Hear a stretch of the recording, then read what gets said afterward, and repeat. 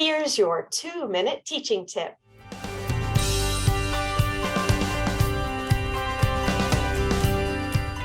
Hi, I'm Melissa Hawkins from UAB Center for Teaching and Learning, and today's teaching tip provides some specific ways to teach critical thinking skills.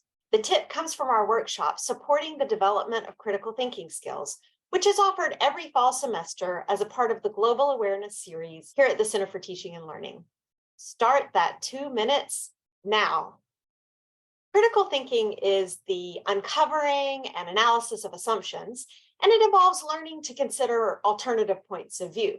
Sometimes we think that critical thinking skills are something that students have or don't have, but actually they can be taught. We know that they are learned most when students are problem solving alongside others, in other words, through social learning. We also know that they learn to think best when those problems are grounded in concrete experience, or in other words, in real life situations. And we know that those real life problems are even more effective for teaching critical thinking when they disorient or jolt or cause students to have to look at something from more than one perspective.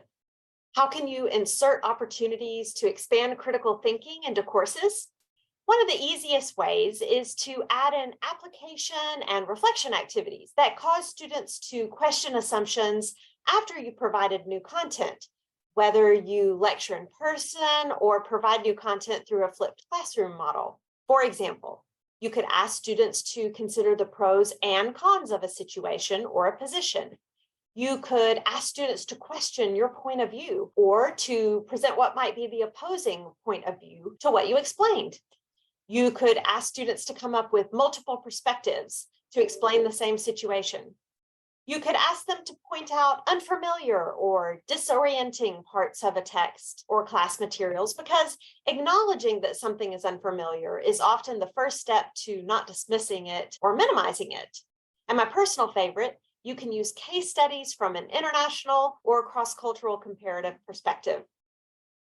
Because we know that teaching critical thinking is also developmental, incorporating ideas such as this into your courses throughout the semester will help students deepen in this ability over time.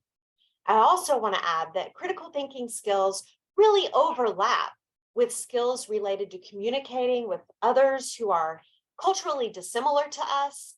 And so when you help students learn to think critically, you're actually also helping them function better in all of the diverse environments that they're going to encounter throughout life. I'm Melissa Hawkins from UAB Center for Teaching and Learning, and this has been your 2-minute teaching tip.